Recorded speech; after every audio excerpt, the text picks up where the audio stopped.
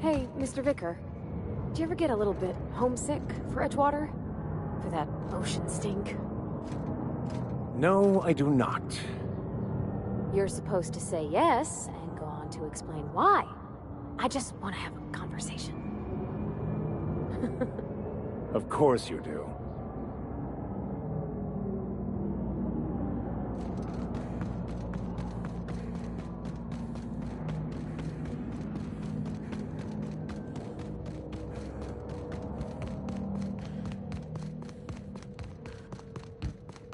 Somebody lives all the way out here?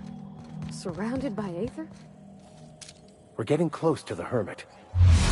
Here we go!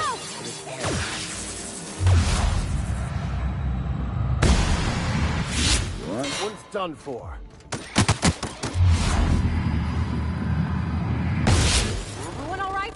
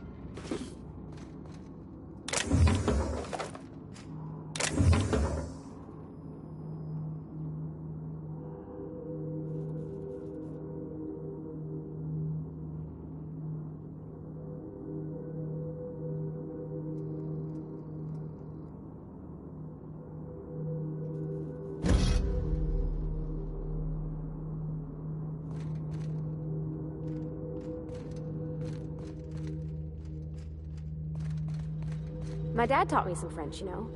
Stuff about omelets and, fromage. I could take a look at that journal. By all means. I would be astounded, yet astronomically in your debt. Oh, yeah, there's nothing at all about eggs and cheese in here. Sorry. Very helpful. Thank you.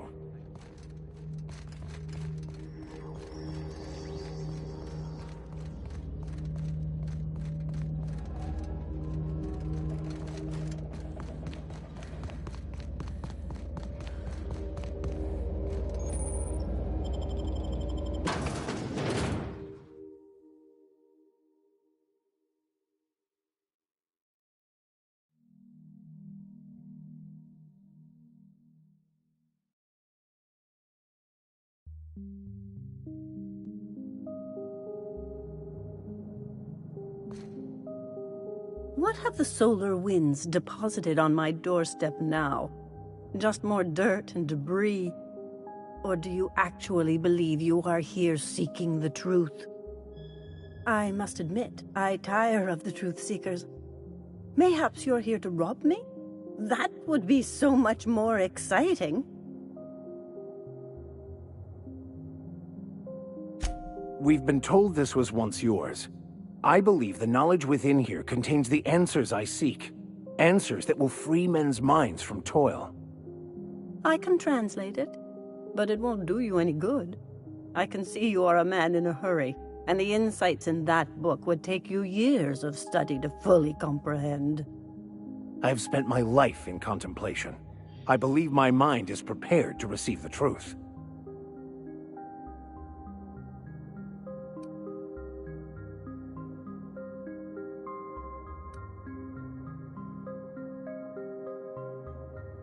There is one way that can speed up the process. It involves a combination of several ingredients, some of which can be fatal. It is not for the faint of heart or the unprepared.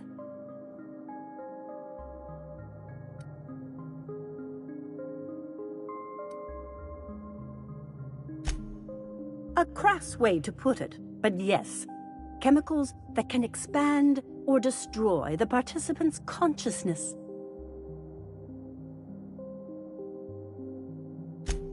Either hallucinations followed by unconsciousness and a headache, or raving insanity, which can be fun in its own way. And I believe he may be right. There is both violence and peace warring inside you, Max. This process would be extremely tenuous for one such as yourself. I'm committed, no matter the cost. I don't know, Captain. Is this safe? I don't think this is safe.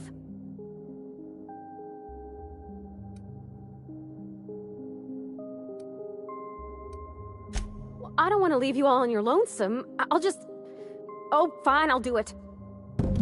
All right. Head on into the meditation room and partake of the sacramental incense. It's waiting on the table when you're ready to begin.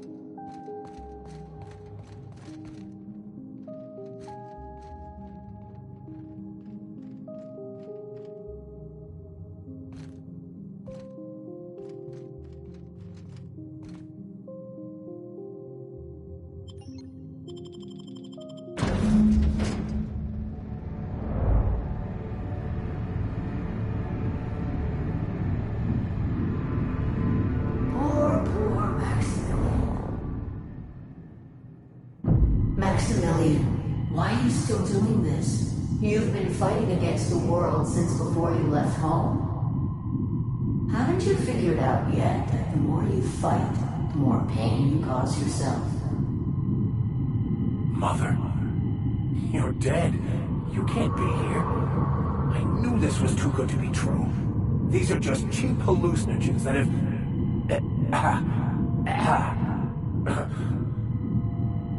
What's happening to my voice? Does my voice sound weird to you? And what's wrong with your face? Y'all see these stars I'm seeing? Gosh, they're pretty. Like shimmers in the sea.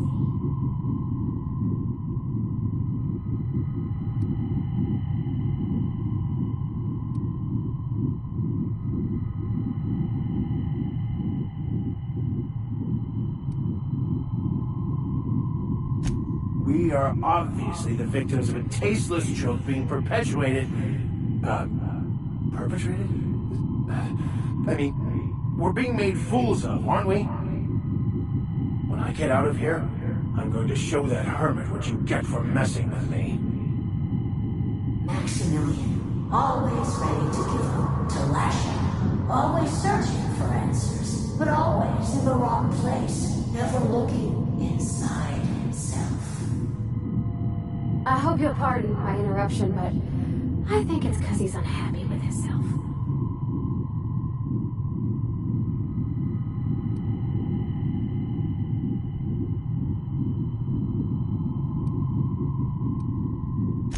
and platitudes from a figment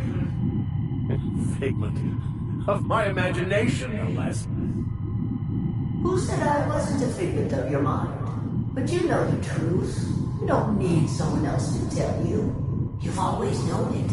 Everyone knows it. They just won't see it. We're overwhelmed with stories from our earliest days. The stories others tell us, and the stories we tell ourselves. These stories are how we try to make sense of our lives, but they are not real, are they? They're just stories. You need to drop your story and see the truth. Stories are real. If they mean something, if they inspire you to kindness or action, but maybe Max's story about himself is all wrong, and that's why he's so unhappy.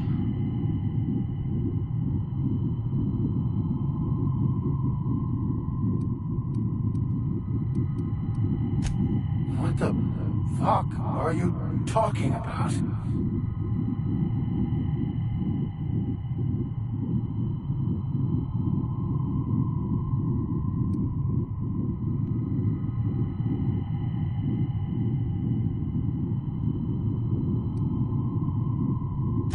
No, I just wanted to prove to my parents that damn it. You're right. Max, you need to lay the past to rest. What happened with your father and I, it's long dead. To attain your goals, you must live in the chaos. Be fine with the chaos. Whether you resist or not, it will take you wherever it wants. More assuredly than even the fictional architect's plan you slave away to prove. No, that's not true. The basis of everything is order, not chaos. It's true, I know it is. So did you. Why are you denying it? Before you died, the plan made you happy. No, it didn't. I made myself happy. There's nothing holding you back but you. If you can't understand that, you will never understand anything. Goodbye, Maximilian. This whole thing, it's just a farce, right? Just my own brain working against me? You couldn't be more right. Hello, Max. What? Who? Why do you look like me? Are you me? Not really. I'm who you think you are. I am disciplined, controlled. I have no doubts. And I don't exist. Yet you have judged yourself against me your whole life. Why? Why do you berate yourself for not being me?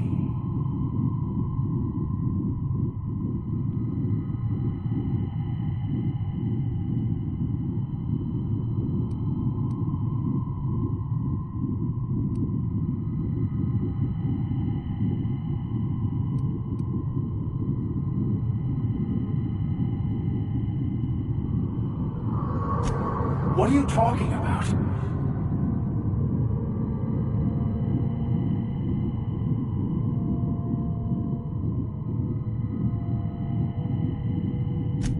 I can do that. Here they come!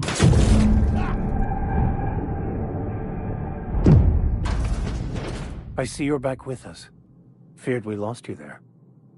Never seen anyone pass out yet stay upright before.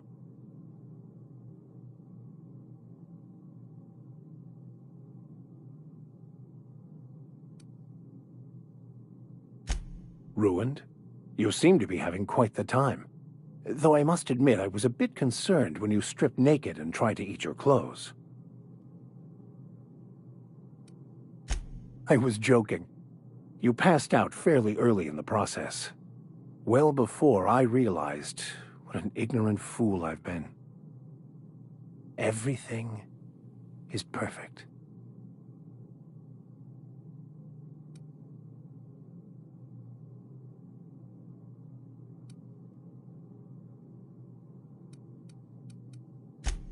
No, not perfect in that sense. But it is still perfect. It's all there to be experienced, to be lived. Of course there is pain and loss, but the suffering is caused by trying to control reality, clinging to the way you want things to be, not enjoying the way they are.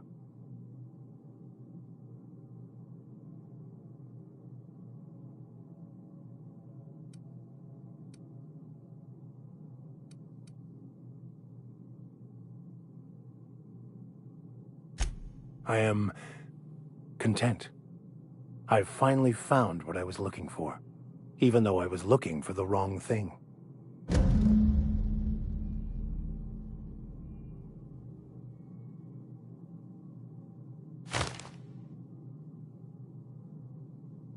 Yes, you caught me ruminating again.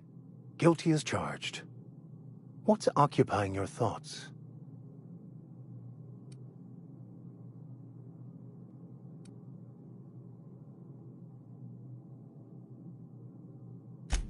I wouldn't say my parents disowned me, strictly speaking. But before they died, they accused me of thoughtlessly abandoning them. I couldn't understand it. I was only trying to make them proud by becoming a better vessel for the plan, to feel the joy they felt. I was so certain my potential was wasted as a laborer, and was willing to risk everything just to prove to them that they were wrong. I was lost, misguided.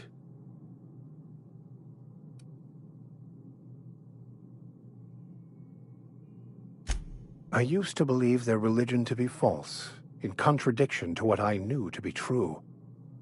How pompous and sure of myself I was. Their basic tenets were closer to the truth than my own cherished beliefs.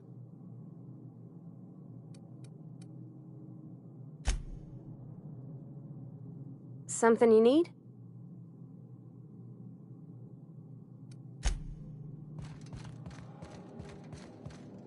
So, have you found your answers?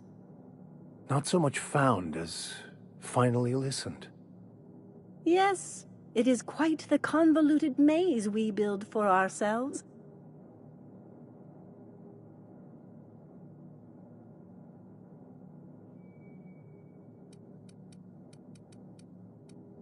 It looks like you learned something in there as well.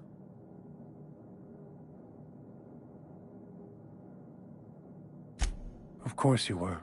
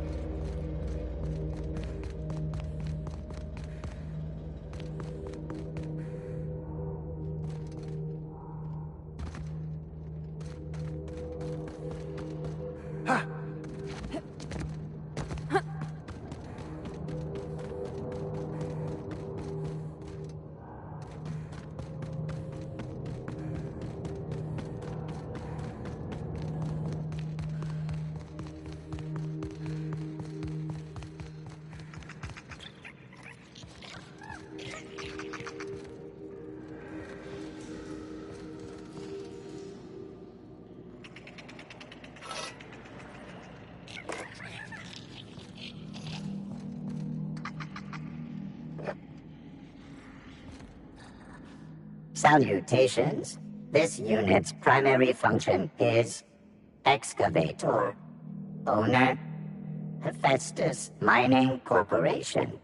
Other functions include dialogue, limited current active commands, excavation. That is all?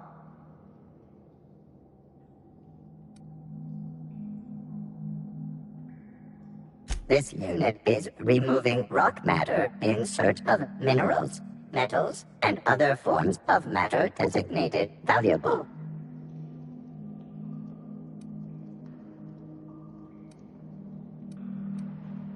Brevity identified. Affirmative. This unit could discuss excavation at greater length, but does not wish to strain its daily charge. Thank you for your consumer loyalty, Junior Excavator. This unit will store this exchange in its memory banks, always. Greetings, Junior Excavator.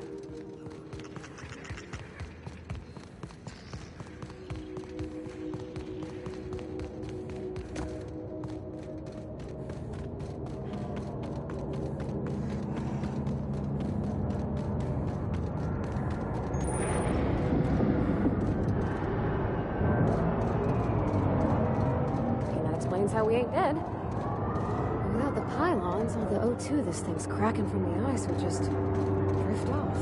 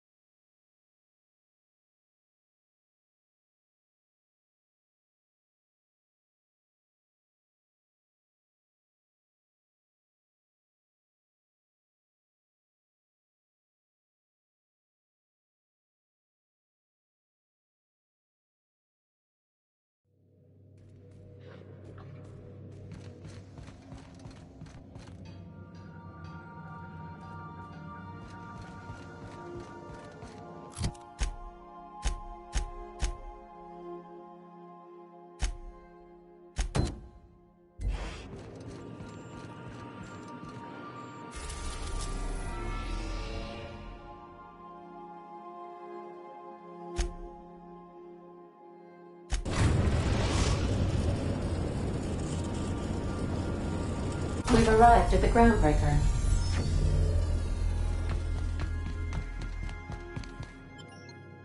Please avoid damage.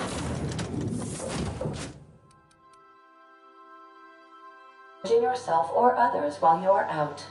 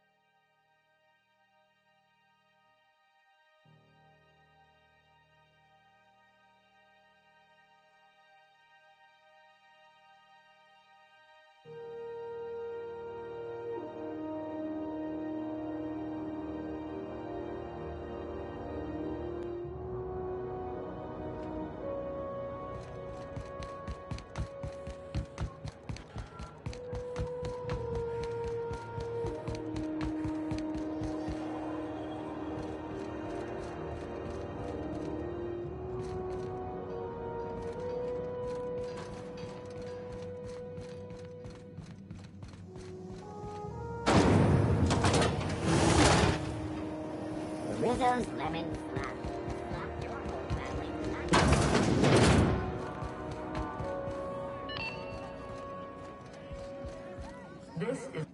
You mind? Trying to have a moment here.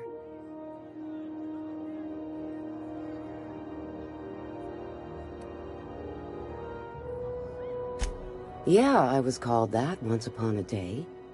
You need something?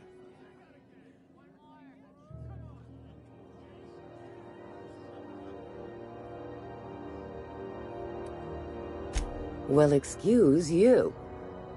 Rufus and I are no longer on speaking terms. I don't know where he is, and if I did, I wouldn't tell you.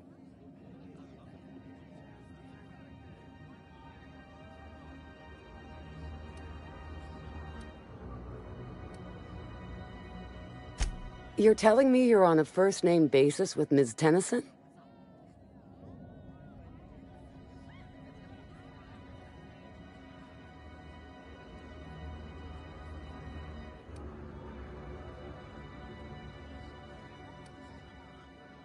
Yeah, the promenade doesn't feel like I'm walking the surface of Tartarus. So that was you, huh? Rufus is hiding out in Emerald Vale. Got a few friends with him. That's as much as I know. Not inclined to answer your questions. Not after the way you talked to me. Yeah, all right. What else did you need? That's right. Our marriage contract expired some months ago. And seeing how he's technically an outlaw, I wouldn't renew even if I wanted to.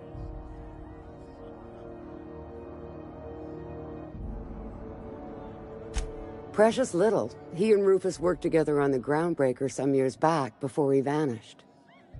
A few years later, Rufus gets a message from an old friend. Something about starting a revolution, something about getting rich. Abandoned his work and ran off that very day.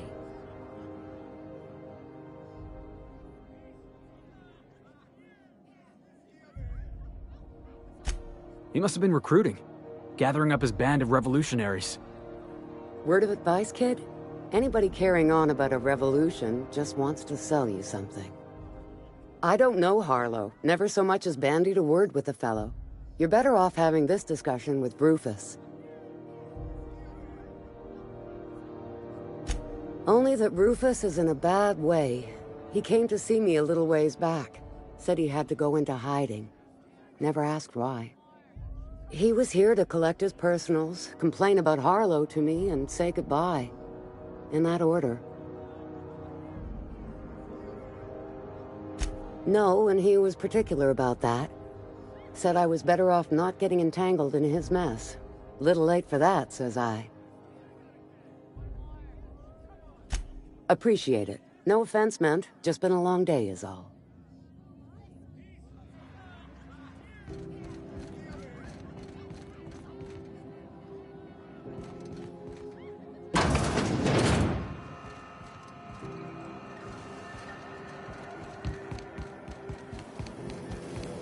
Rizzo's knock you out bar. A CCN 76 milk chocolate bar. We still going after Trask, boss?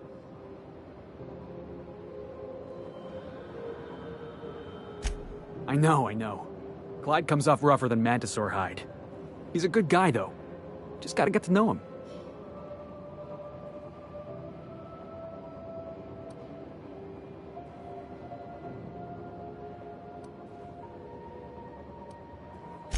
You think he's using me? He wouldn't.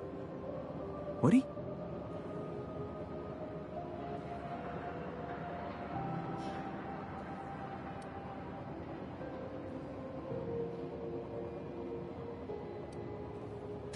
That he's probably using me. Yeah, you're right.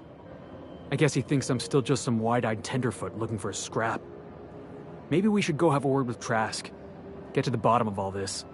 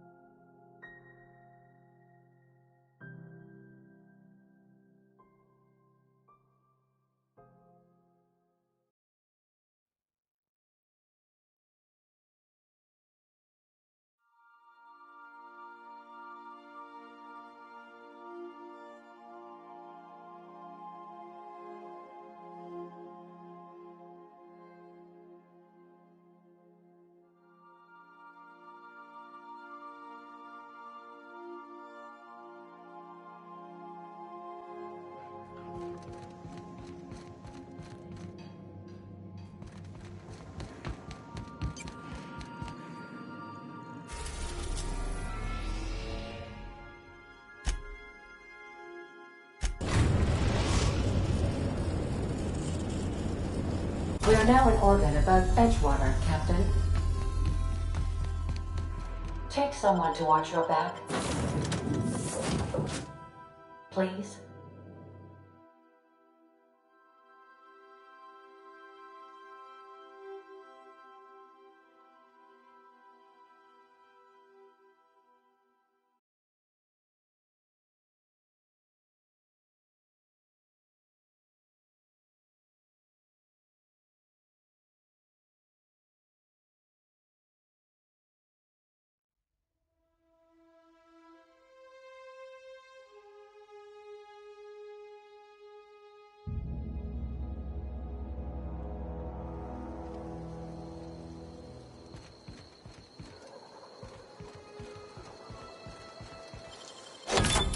Nicely done.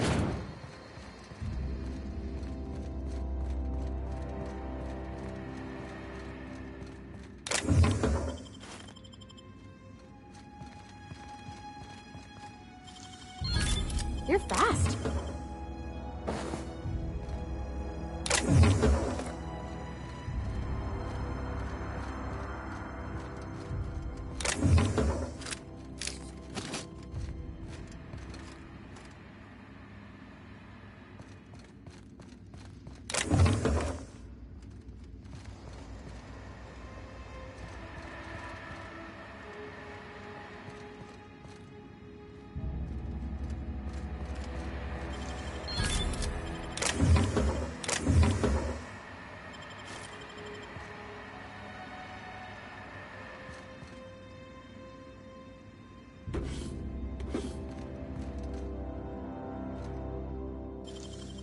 Can't keep us out.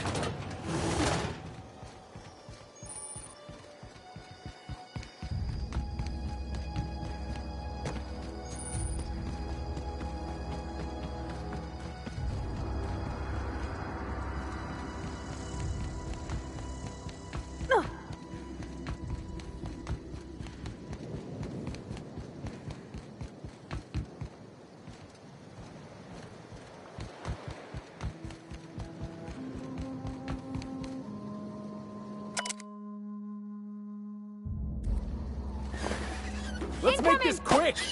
Not even a scratch.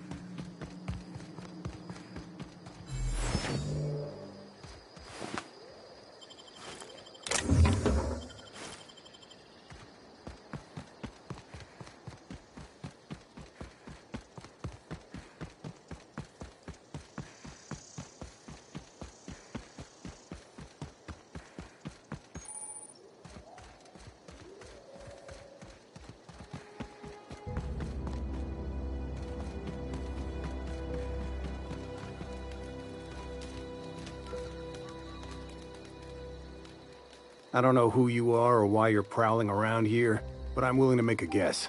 You're one of Harlow's gun hands, ain't you? He sent you after me.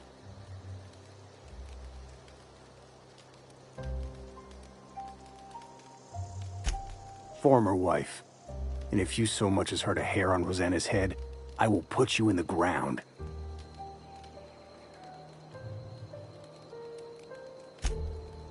Yeah, okay. I'm having a conversation with a hired killer, but I'm supposed to relax.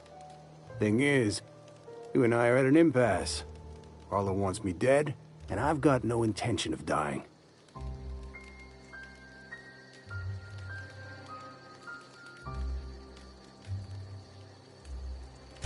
How do I know that I can trust you?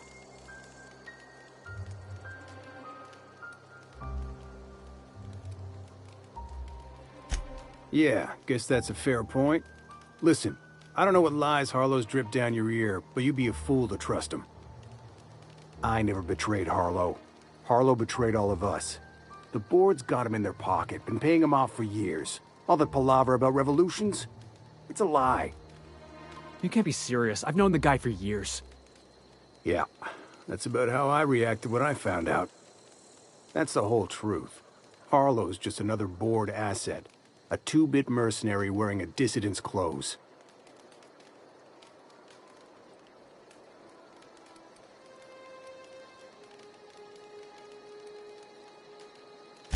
Yeah, I've got proof. There's always a paper trail when the board's involved. I chanced upon some correspondence between Harlow and his employer. I don't know that it makes a difference. What was I to do with that evidence? Bring it in front of the board? There's no authority in Halcyon willing to take Harlow to task.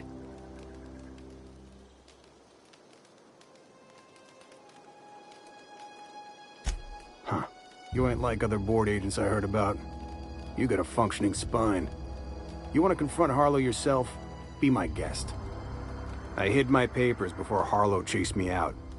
Back in the middle of the base, there's an old vent in a utility corridor. I stashed my evidence in that vent.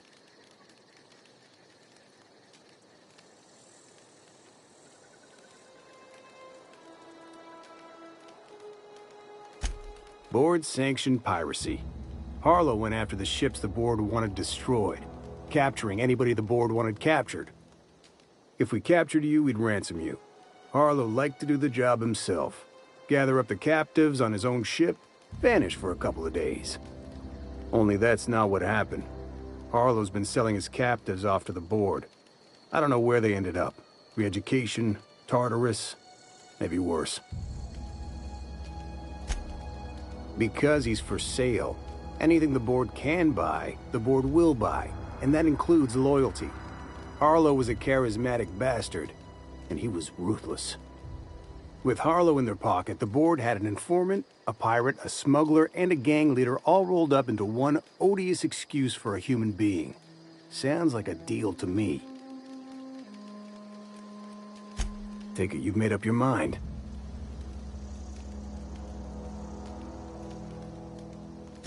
You gonna tell Harlow I'm dead?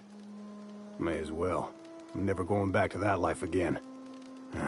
Here, take the ring. And for what it's worth, my gratitude.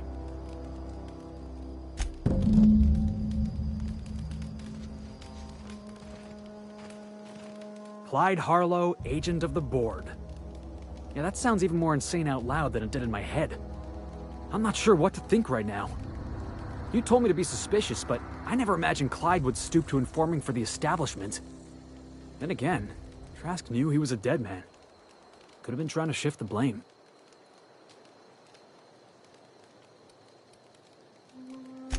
I can't imagine Clyde working for the board. But we owe it to ourselves to find out. Trask said he stashed the evidence in a vent back at the base. We should go take a look.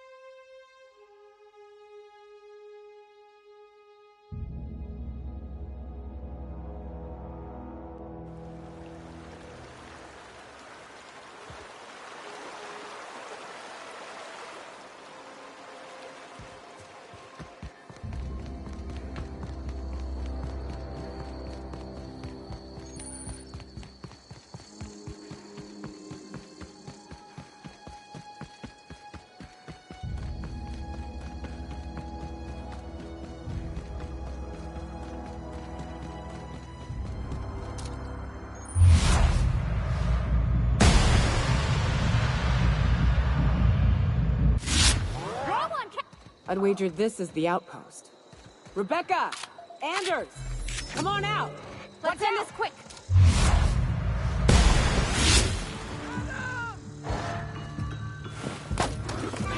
Everyone all right?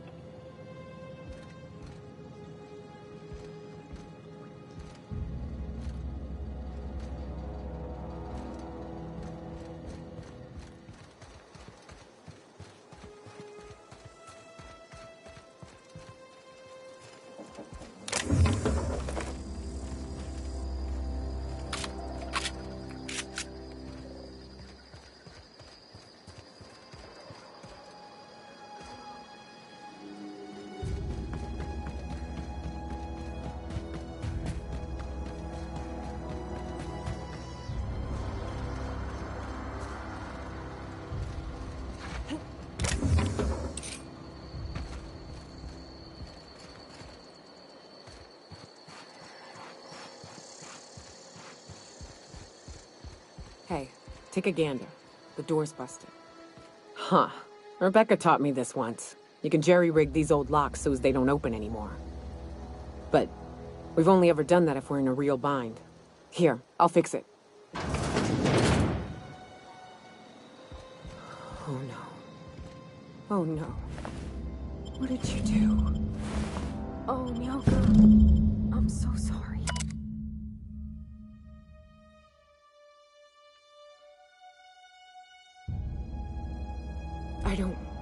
They were...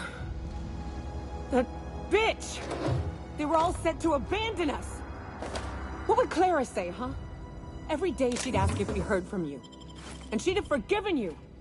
The kid had a soul that made the sulfur smell like roses! Ugh. I'd to leave your medallions to rot with you, but... Clara would want to be buried with her sister.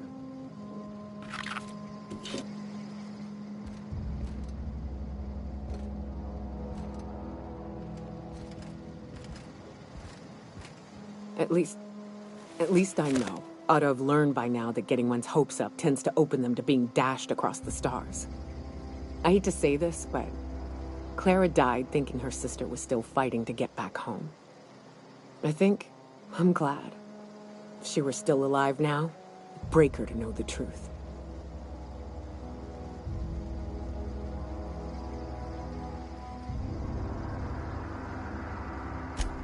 Yeah, maybe. I'm used to disappointment. She was still so naive as to let it hurt her every time it happened. Only thing left is to take these medallions home, which means figuring out how to bait the Mantiqueen out of our old base. The most pissed off I've ever seen a queen was when a foreign species was on her soil. I'd wager the stench of a primal might do the trick.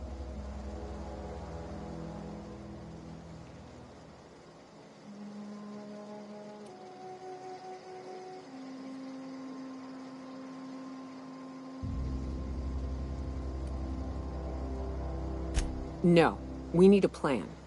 You may be a capable sort, but so are my friends. I ain't making that mistake twice. Never had the pleasure of hunting primals, but I hear they're all over Scylla. Let's tear a few apart, shall we? I'm sure they've got pheromones. Everything does.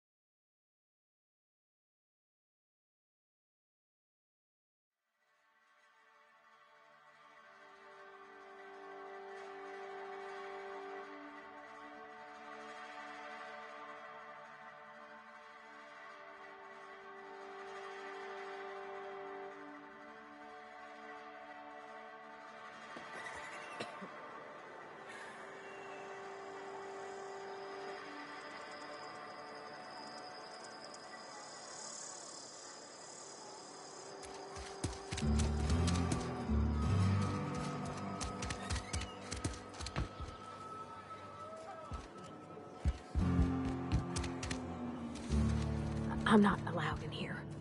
Not since the vending machine incident. Holcomb, got my eye on you, girl. Miss Holcomb ain't allowed in this establishment. Not since that little incident.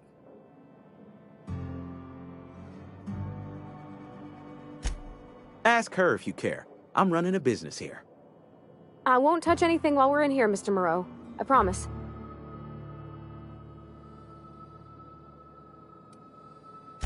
Go right ahead.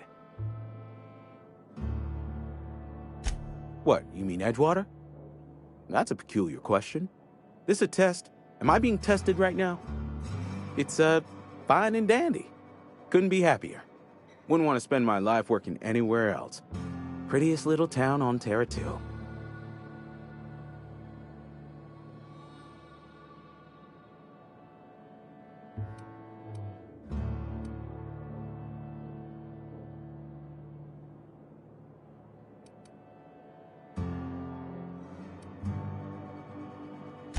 You are condescending to me, and I do not care for it. I am lucky to have my work, lucky to be alive. I don't get paid for banter. Was there something you needed?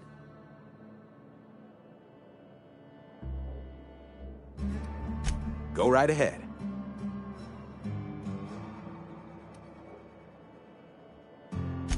Plague? I don't know anything about a plague. We are the very picture of hot-blooded physical vigor.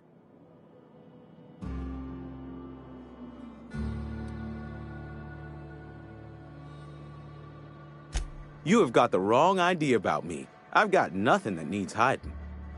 Some of us who get sick are liable to exaggerate the conditions of that sickness, but the fact is, if you work hard, you have got no cause to worry.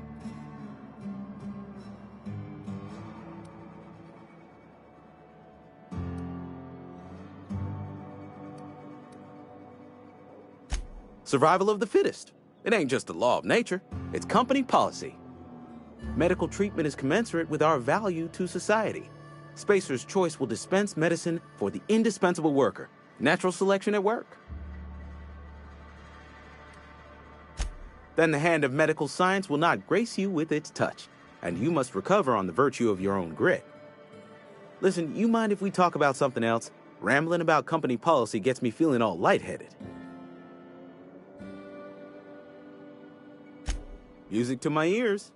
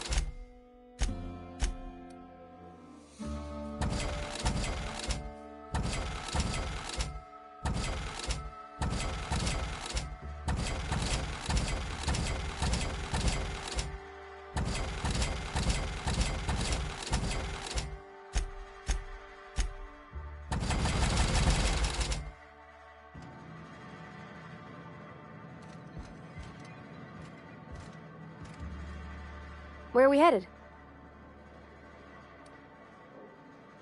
You mean why I'm not allowed in the store anymore?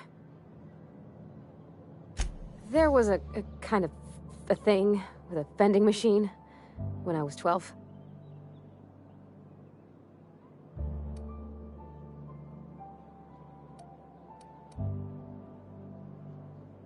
Not intentionally. I've always been good with my hands, right? So I saw a lock on the machine and thought, oh, this must be how they refill it. But I had to know. So I did my thing, and next thing I know, there's a couple hundred bottles of Zero G rolling out the front door and into the road.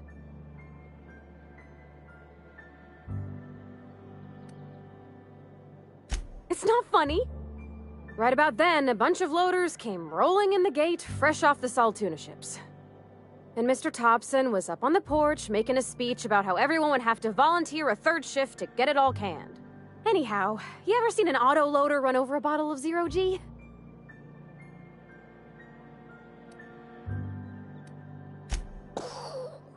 exploded all over Mr. Thompson. One bottle after another as the loaders went by. I was just shy of working age, so Dad had to pay all the damages. Moreau's still angry at me. I can laugh about it now, but I just about puked up my guts in terror in the moment. That's the one time I ever made Mr. Thompson look a fool.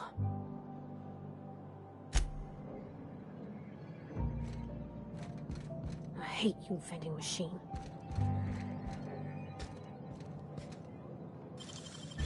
Nicely done.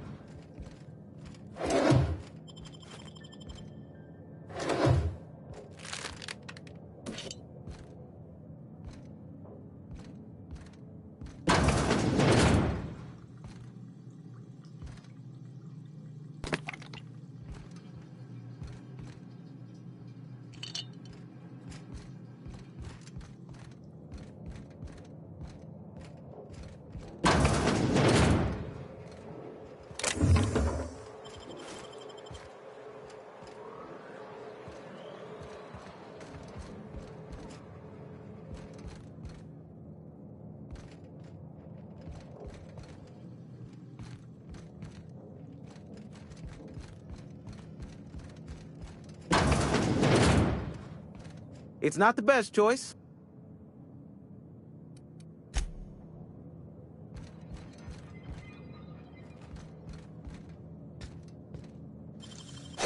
Nicely done.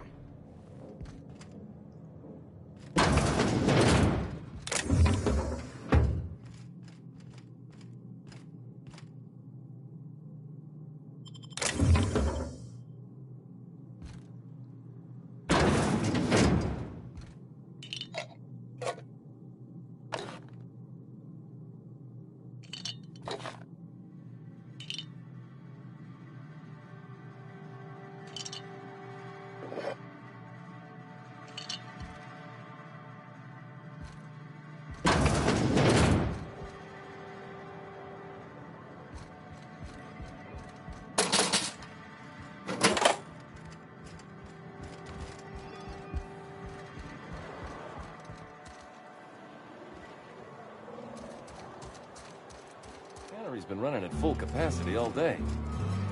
Must be all that extra power.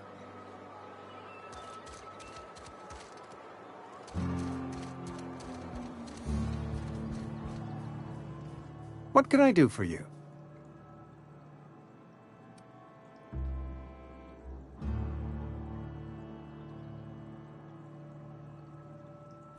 Oh? Am I in the company of a fellow doctor?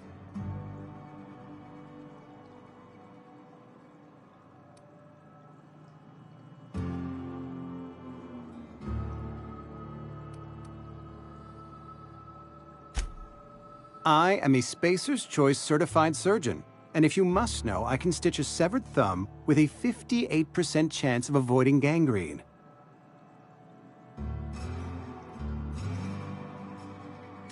You found Eugene's teeth? What? Where? How?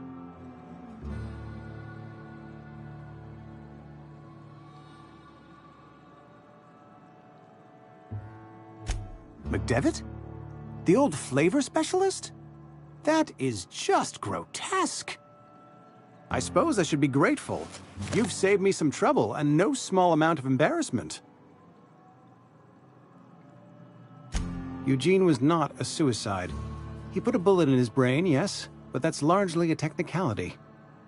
I was the one who prepared Eugene's body for interment. I discovered symptoms of the plague on his corpse, and I discovered medicine in his pocket. Lots of medicine. Eugene overdosed on adrenatime, which is known to cause psychosis and paranoia as possible side effects.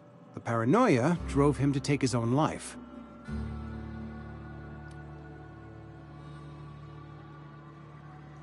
We can all thank our lucky stars that young Eugene was hopped up on medication and suffered its predictable side effect. I included it all in my official report. I'd like to think I saved Edgewater a great deal of money. We never could have paid the fines associated with a suicide.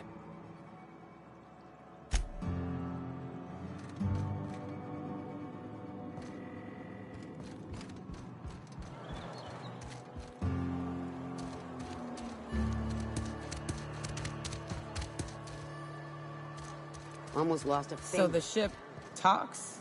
Do all ships do that? I don't know what you did to talk some sense into Zoe, but I appreciate it. Hard to say. Without Reed, we've got the run of the town. Adelaide went on about living in harmony with one another and whatnot. We'll see if it comes to pass.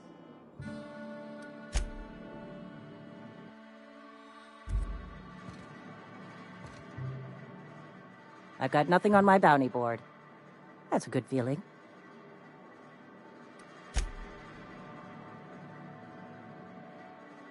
Vale's a little safer, thanks to you. As long as you're...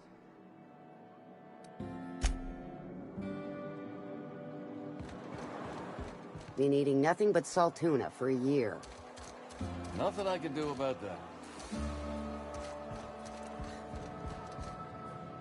Somebody's been running around talking about the Hope. Wonder if that's a new drug of some kind. You what? But why? I was dependent on you. Does it feel good? Robbing an old man of his last shred of hope?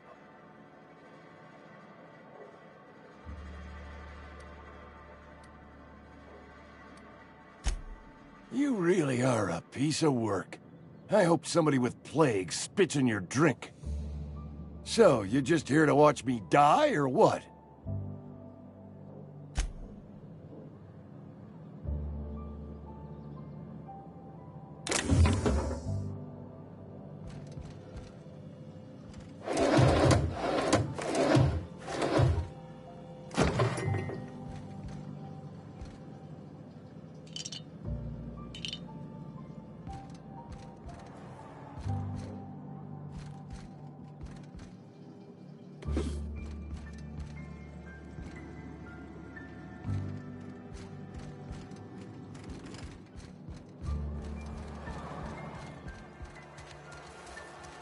I'm real sorry about your friends, Nyoka.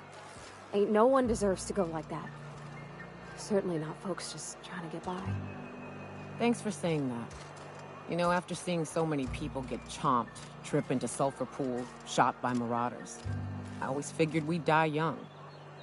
But just because you expect it doesn't make it any easier. Oh shit. Next chance we get, I'm buying you a Spectrum bottle, so we can proper drown this melancholy. Oh, I didn't get a chance to try Spectrum when we went out drinking. Is it any good? It is without a doubt the worst, most foul liquid mankind has ever had the misfortune to invent. You'll love it. Been eating nothing but salt tuna for a year.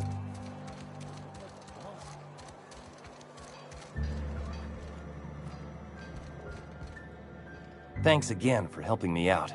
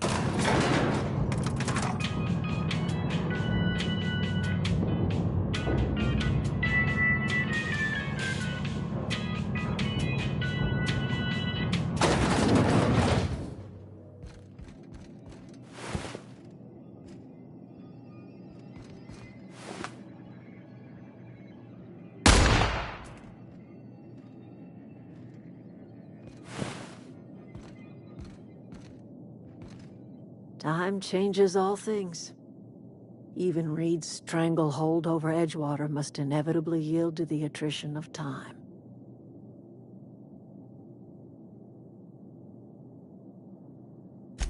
Start anew. Edgewater will become the town it was meant to be.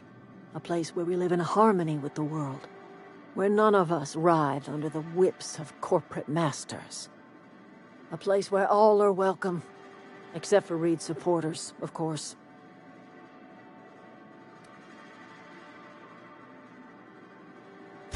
The garden will bloom anew. I have plans to transform the old cannery into a nursery, with crops enough to feed a town.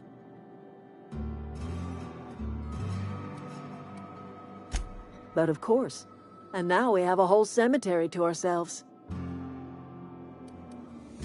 Saltuna was making the town sick.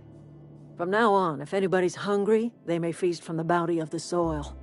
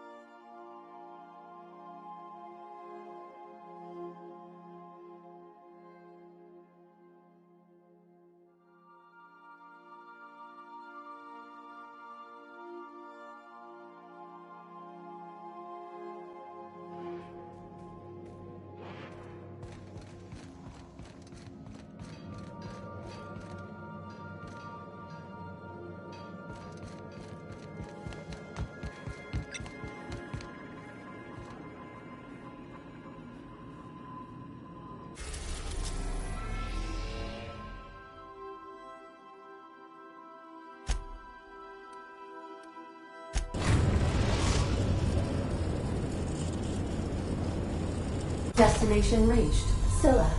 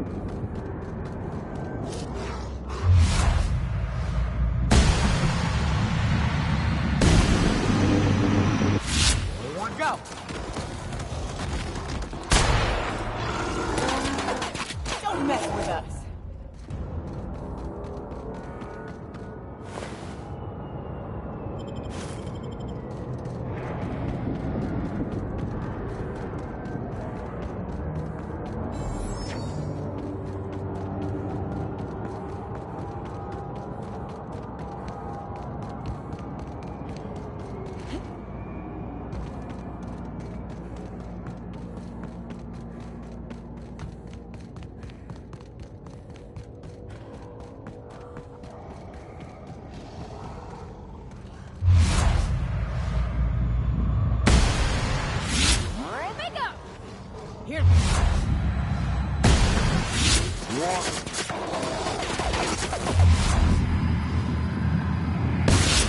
Stop, Captain.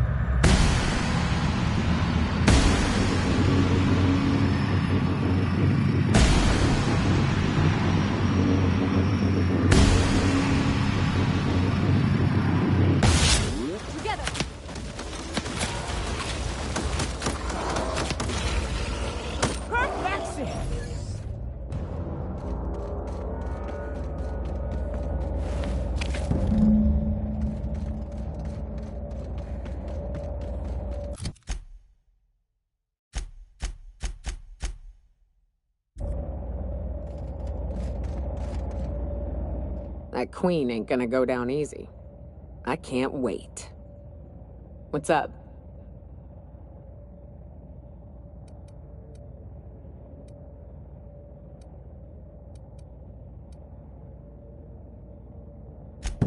Outstanding. These ought to be enough. Let's get back to Monarch. There's an old base I used to call home. I can get us in the door, but we'll have to shoot our way through the Queen's brood to get to the center. We'll set the bait there. Password to the door is Charon.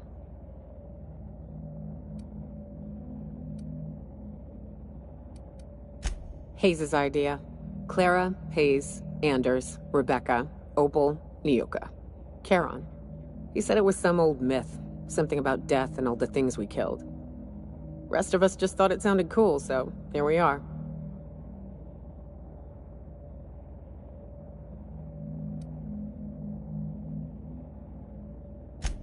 Fucking right we are.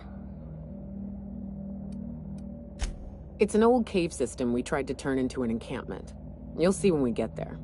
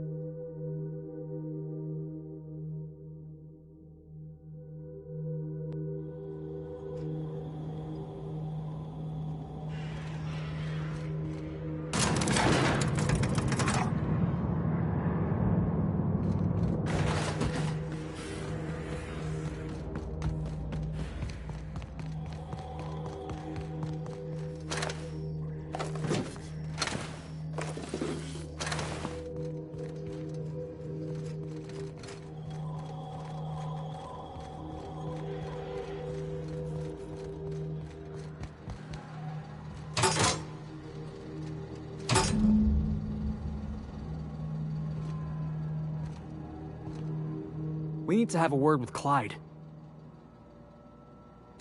Looks like Trask was telling the truth. It's all there. Receipts for services rendered, payments, records, ship manifests. Clyde was a pirate for hire, and the board was paying him off. In typical board fashion, they left a trail of receipts behind. Ain't that just ironic?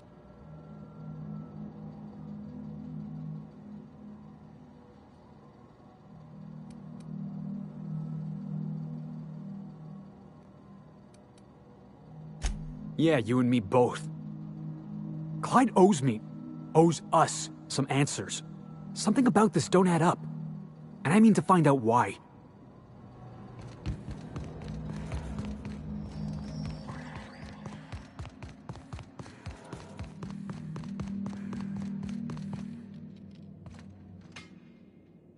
What's the word?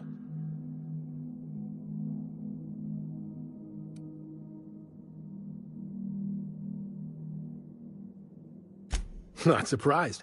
Trask was a dead man trying to negotiate with his own executioner. He'd say anything to preserve his life.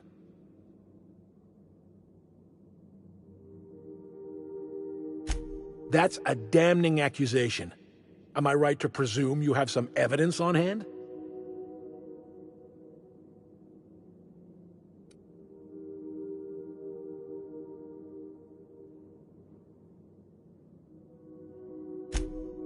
Those papers don't prove a thing. We've all done business with the board. They own the whole damn colony. Trask put you up to this. That miserable wretch. He's trying to undermine everything I stand for.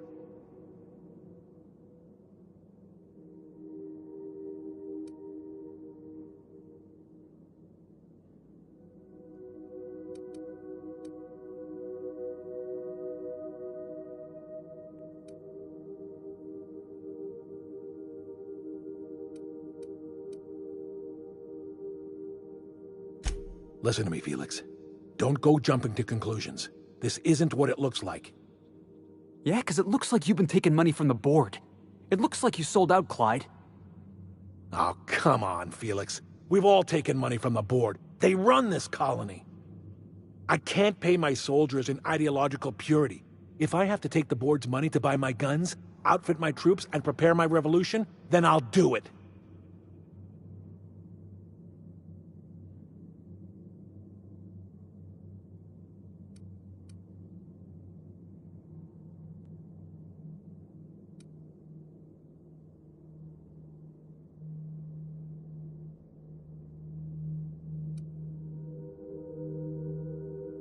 Captain, I hope Trask hasn't tricked you into believing his ridiculous accusations.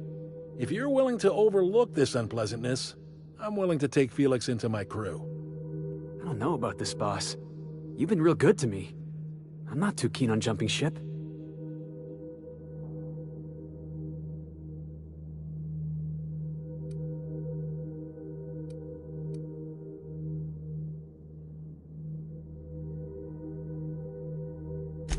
Yeah. Okay. I had a good time, you know. Saw the system, got in a couple scrapes. Which is why I'm staying.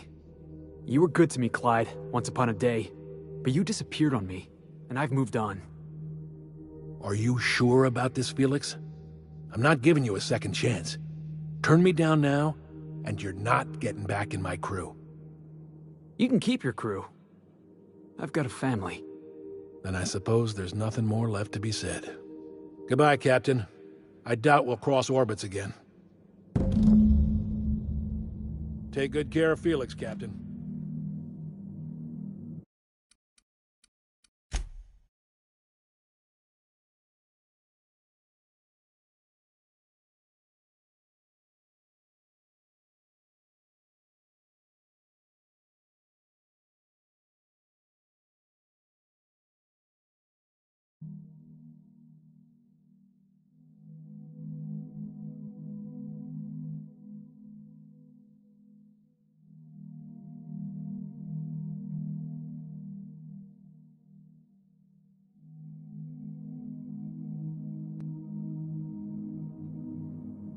Take good care of Felix, Captain.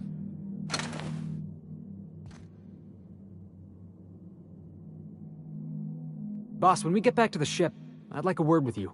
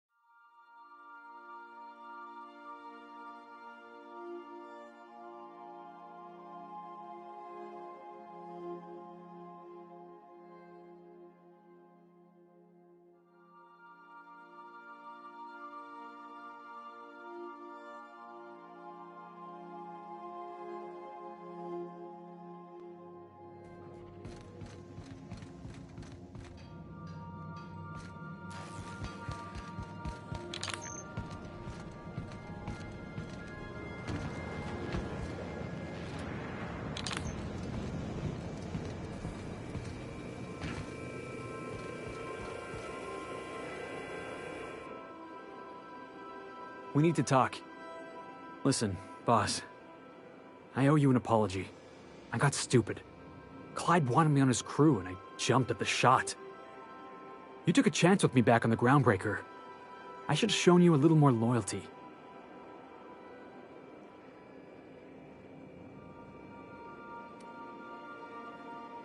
Nah, Clyde wasn't important. Knowing you can count on me, that's important. There was something else on my mind, honestly. I've been trying to make sense of all this business with Clyde and Trask. I always looked up to Clyde. The thought that he could be an agent of the Board is just abhorrent to me.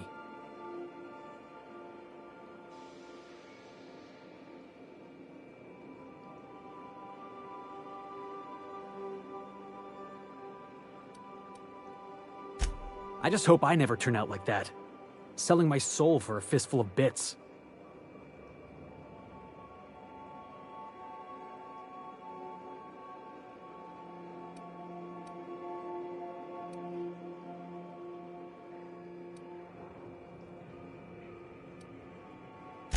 Thanks for the vote of confidence, boss. You've given me a lot to think about. I'm gonna be mulling over this whole mess for a couple of days. I'm glad I didn't go back to Harlow. I've got all the family I need right here on our ship. Thanks for your time, boss.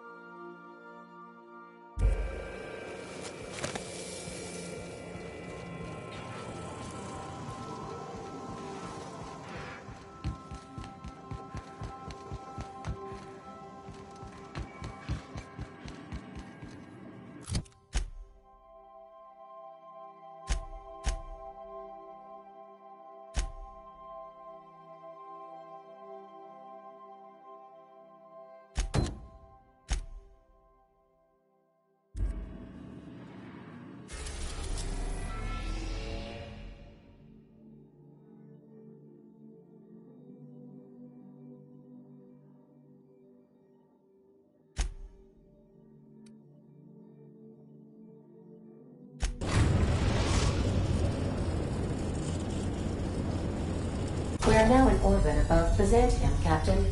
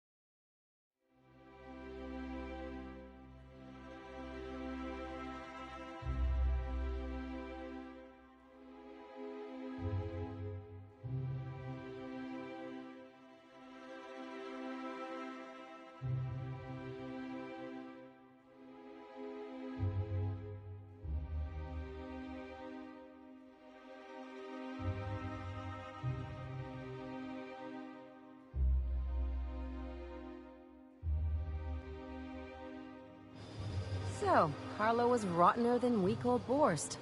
Big surprise.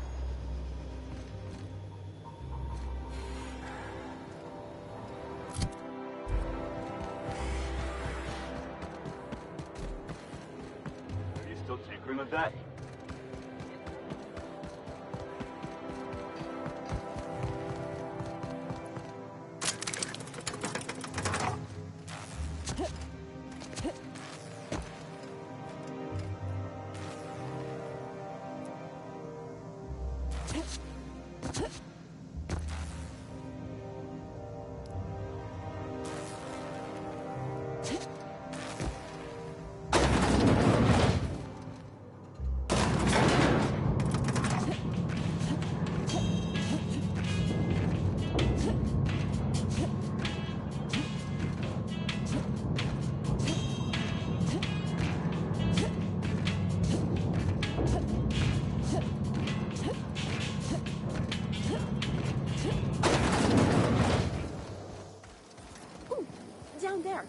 Ship.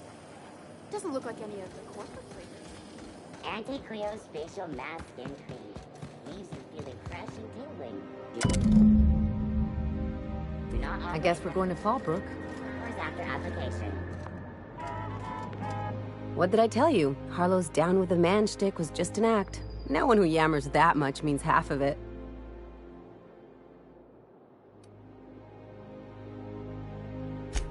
Obviously not. And better for Felix to know that now rather than become the next Trask.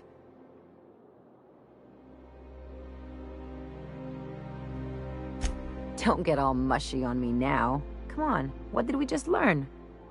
People look out for their own interests. It's a fundamental law of nature, same as gravity and conservation of motion.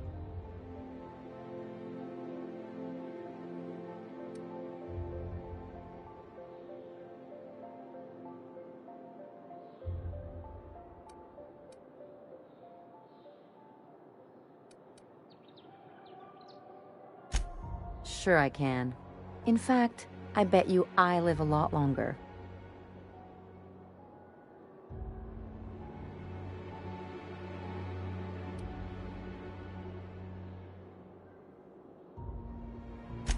I'm warning you, that reverse psychology stuff doesn't work on me.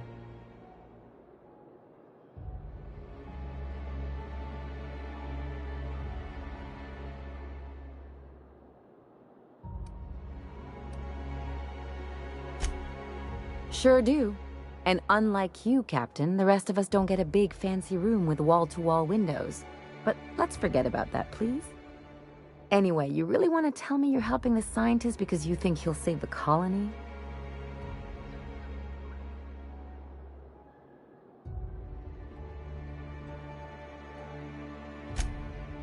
And here I thought I'd seen it all. This galaxy must be bigger than I'd thought. Enough about Harlow, though. Anything else?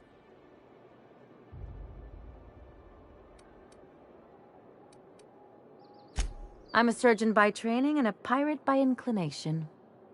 Not much else to know, Captain. I like long walks on the promenade and the smell of Spacer's Corona. I make a mean zero-G cocktail and I've got a meaner right hook.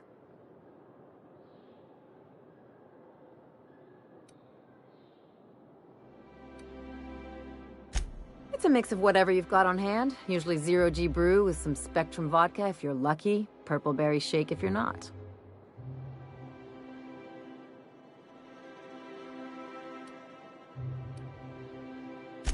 I'll make you one sometime. If you don't enjoy it, I'll make a few more until you do.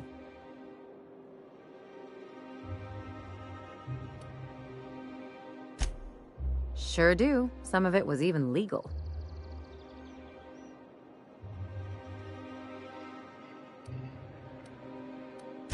What gave it away? It's the hair, right? Or maybe the ammo belt? I had it custom made.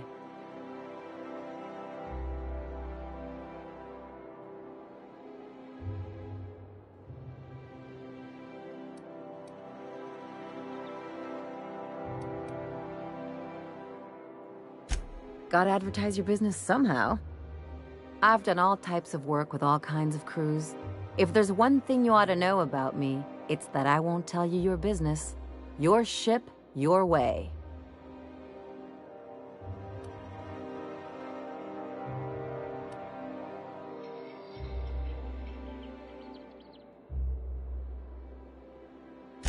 Makes two of us, Captain.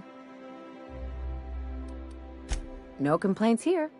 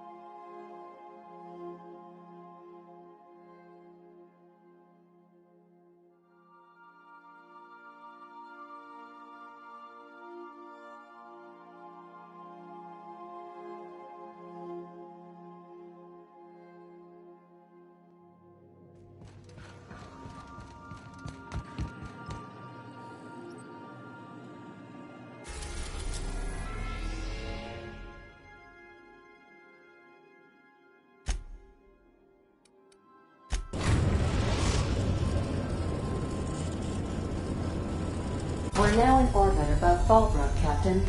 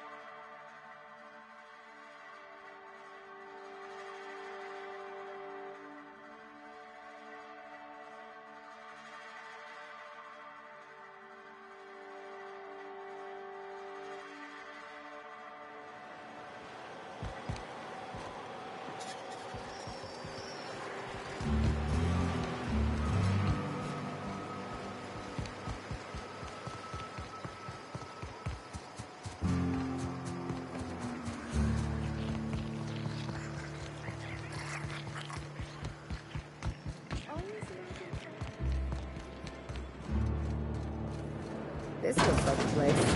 You ready to get my money or what?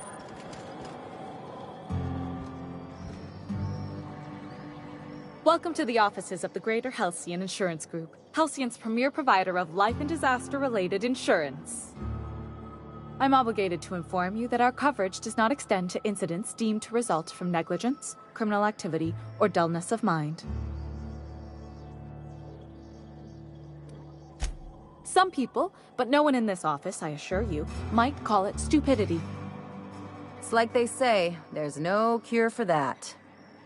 So, what kind of insurance package can I interest you in? We're running a special on dismemberment policies. Buy one, get one half off.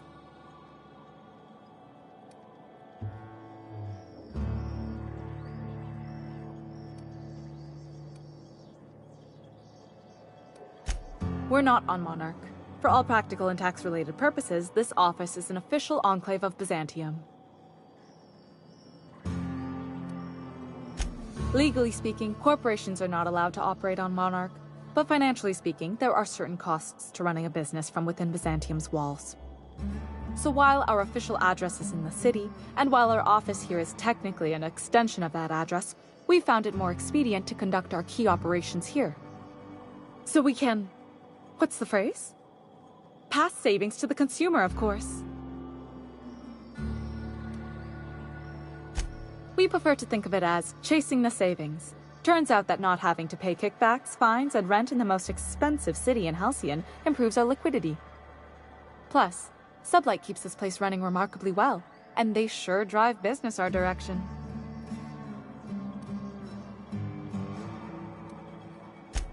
Plenty. As my boss likes to say, there's a policy for every situation and an exclusion for every policy. We've insured unusually expressive eyebrows, outrageous statements, disastrous marriages. Usually character actors, or corporate execs with menacing stares. Speaking of actors, you're a dead ringer for the new Odeon Pictures star. You must get that all the time.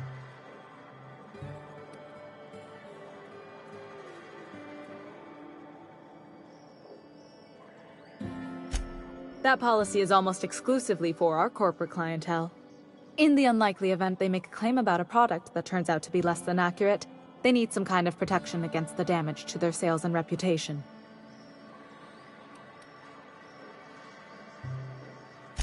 Those are mostly for top-rungers in Byzantium who have a lot of social and financial capital wrapped up in their marriage contracts. There's one for your beloved eloping with your sibling, your beloved eloping with their sibling, scandalous rumors forcing you apart, the revelation of a secret love child. We try to cover every possible hazard to domestic bliss. One thing's for sure, you won't find better policy protection against sudden lunar implosions anywhere in Halcyon. I remember that one. That's the young socialite who broke her neck, right? Of course, no one remembers me for the marauders I've killed or the bits I've stolen. Typical. That claim was airtight. Our best investigators couldn't find an exclusion for that one.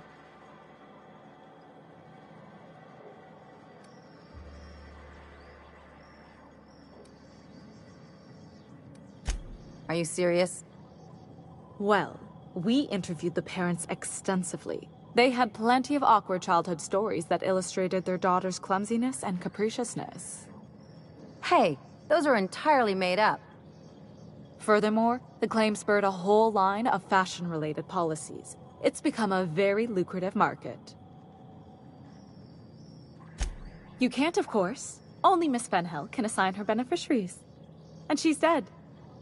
If we let every friend, relative, and acquaintance change a policy like that, people would do it all the time. Imagine the paperwork.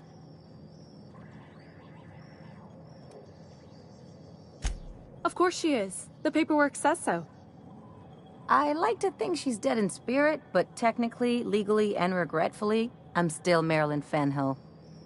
That's impossible. By all accounts, she was an elegant and classy woman with impossibly fine bone structure.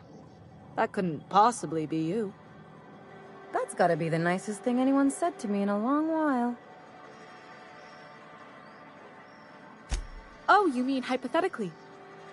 Well, hypothetically, you'd access the terminal in the back room that contains data on all our policies. And you'd, theoretically, add the beneficiary of your choice. But you wouldn't actually do that, of course. That would be fraud.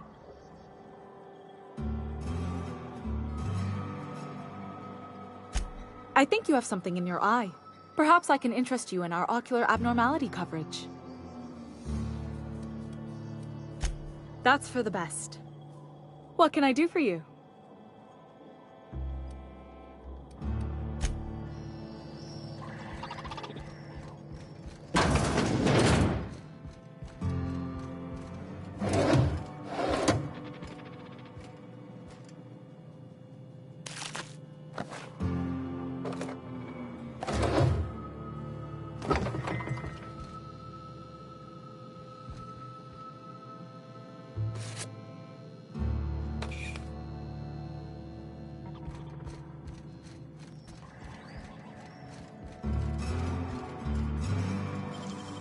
How'd you do that so fast?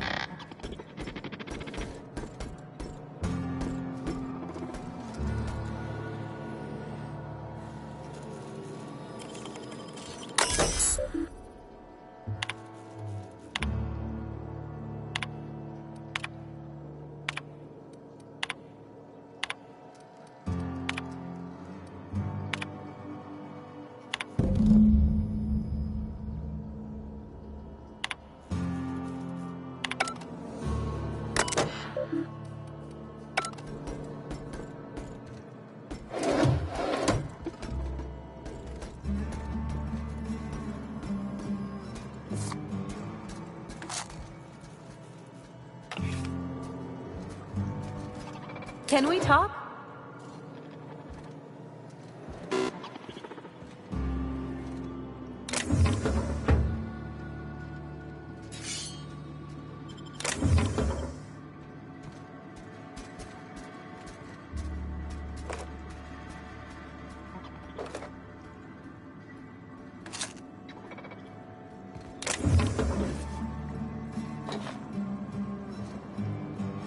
really did it. Give these payouts a few years and I'll be rolling in it.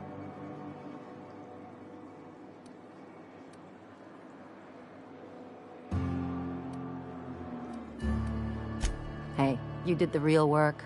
All I had to do was not be dead. I'm just glad my folks aren't gonna live off that awful story they made up. Maybe now they'll have to go back to real jobs.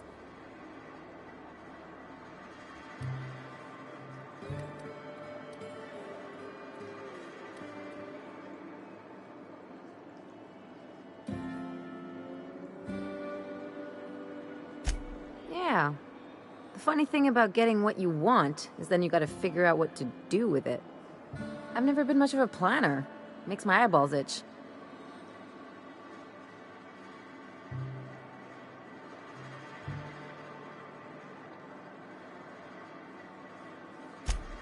If only you could have been my chief surgeon back in the day. Anyway, enough of that. You did a job for me, so here's your fee.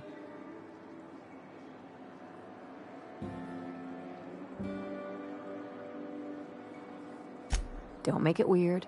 Even you've got to be in it for the money now and then. Why else would you go through all this trouble?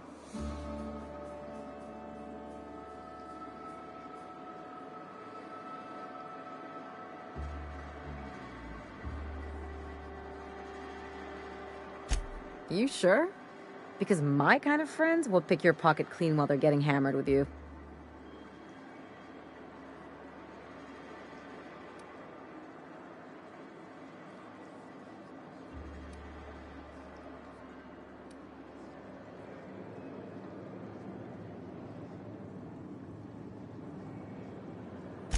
You don't have to get all mushy about it. Still, maybe you've got a point. Maybe it's good to watch someone's back now and then so that one day they watch yours. So, you just keep the money. One of us has to look out for your interests.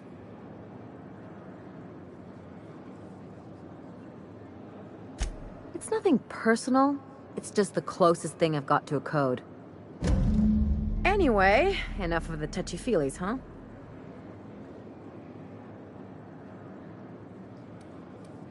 Something on your mind?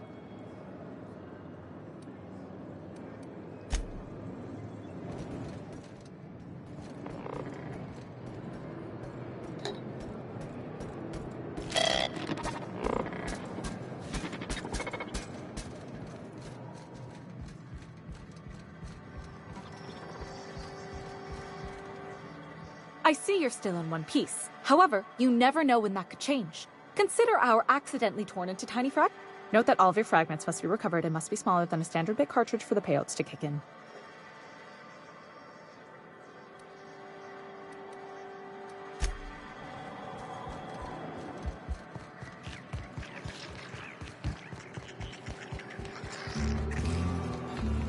You think folks are pissing in the alley?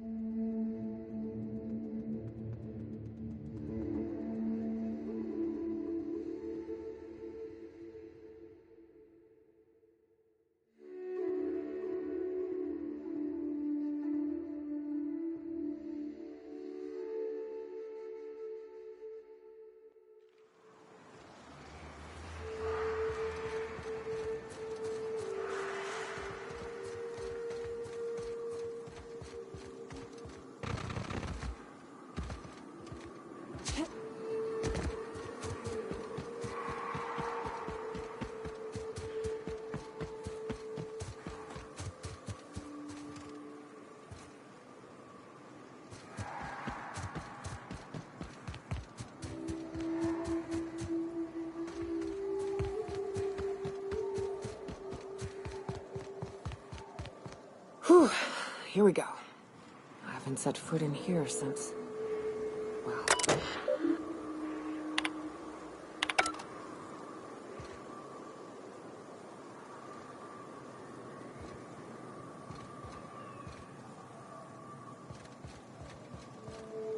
Hey, if we die in that cave, I just want to say thanks anyway. For everything. What's up?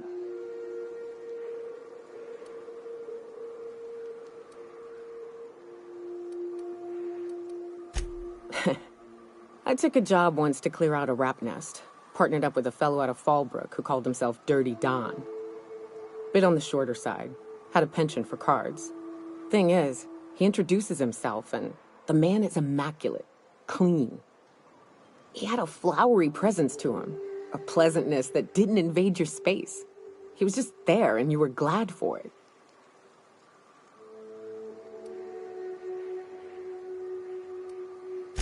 When we set out to hunt down the Raptidons, I found out firsthand where his nickname came from. Dirty Don killed those Raptidons with his bare hands. His bare fucking hands, Captain. He was a whirlwind of grotesque primal fury. In the end, he stood drenched in blood over the entrails of a dozen raps. If he had a scratch on him, I wouldn't have been able to tell. It was glorious.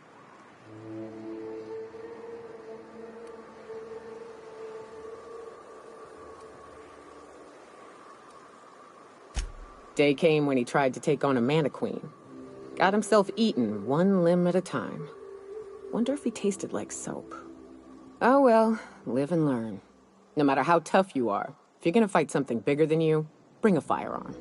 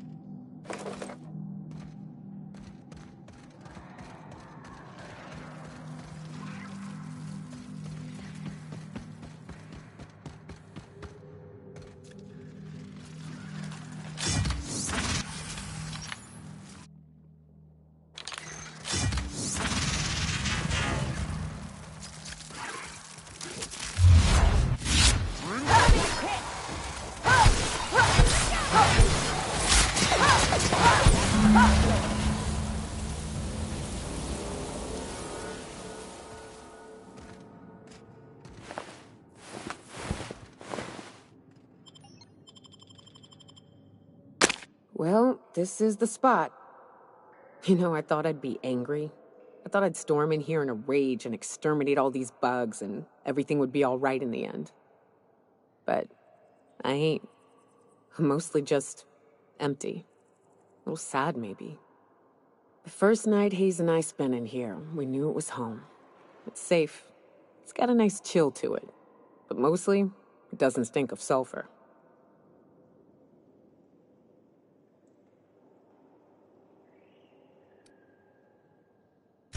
Monarch folks often joke about it. Not because of the smell or the grittiness it leaves in your throat. Not because of the headaches or the coughing. It's because there's no escaping it. It's life here, and there ain't anything you can do about it. But here, somehow the sulfur never made it. The nights we spent in here felt like vacations. So we started building.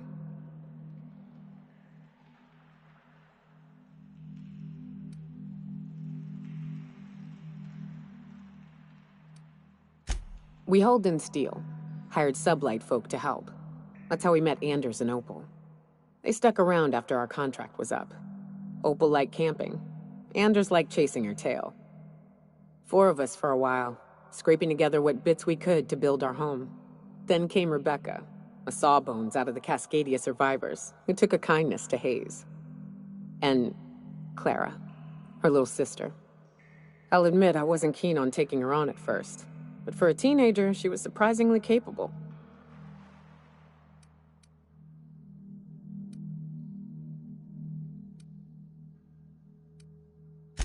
More like attached at the hip to her older sister. Got a kind of strength between them, I suppose. She had a head for numbers, helped us trade hides for food and materials, negotiated contracts. Turned out to be mighty useful. Clara, Hayes, Anders, Rebecca, Opal, and me. 6 folks, 1 name, 1 family. Charon. Despite Monarch trying to kill us day in and day out, we managed to belong.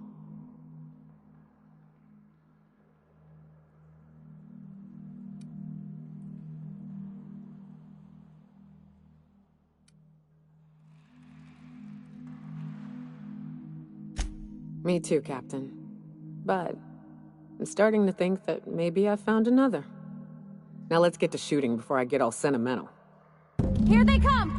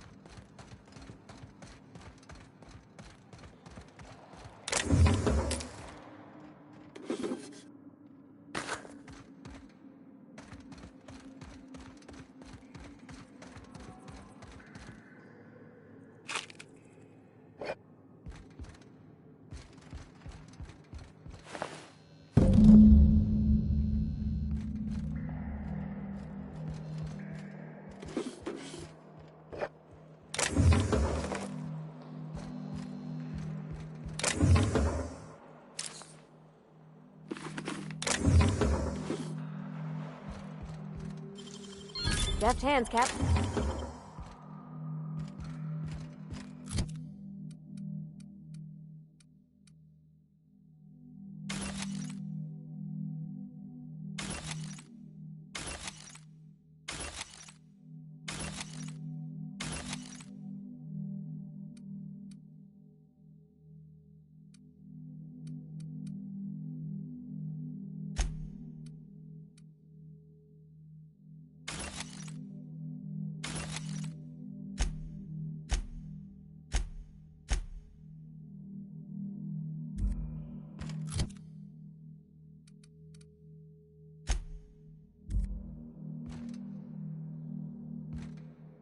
I wish these were more auspicious circumstances, but at least we're all here. This bringing them together, burying them. This is the kind of thing Hayes would have done. That makes it stupid. By all accounts, we should have left well enough alone, but that also makes it right. Captain, thank you.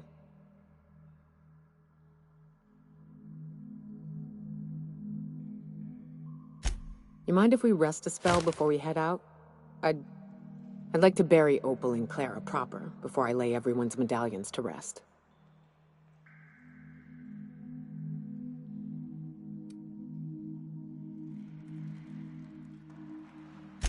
What? Why? Them's painful memories, Captain.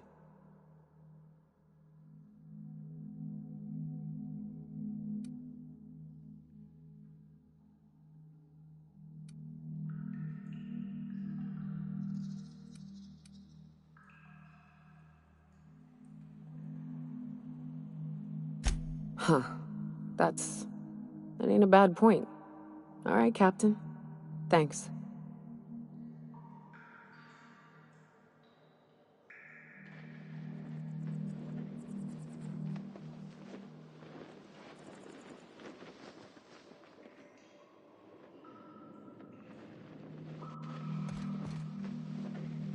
You know, I'd been assuming this entire stay on your ship thing isn't a permanent arrangement.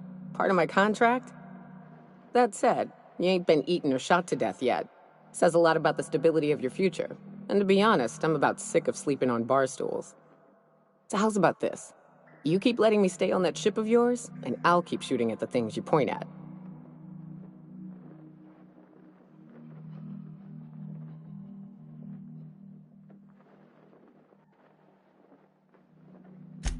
Outstanding.